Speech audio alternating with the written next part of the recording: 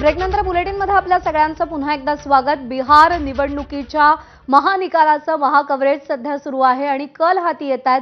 महागठबंधनच्या तेजस्वी यादव हे सध्या आघाडीवर आहेत। 21व्या फेरीनंतर 4937 मतांनी तेजस्वी यादव आघाडीवर असल्याचं कळतंय। राघोपूर सीटवर एक मोठा उलटफेर झालेला आहे। पिछाडी भरून काढत तेजस्वी यादव यांनी आता मोठ्या आघाडीकडे वाटचाल करायला सुरुवात केलेली आहे।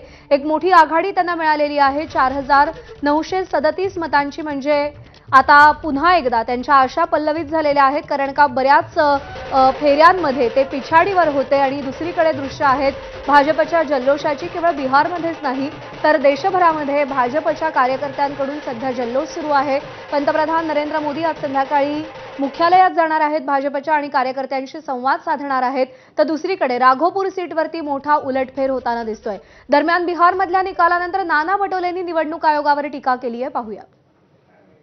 निवडणूक आयोग ज्या पद्धतीनं 5 वाजताच्या नंतरचे फुटेज न देणं, जसं 10% मतदान जसं महाराष्ट्रात नंतर वाढवले तसेच 10% मतदान बिहारमध्ये वाढवले गेलेत आणि तिथंच हे सगळे समीकरण झालेलं आहे।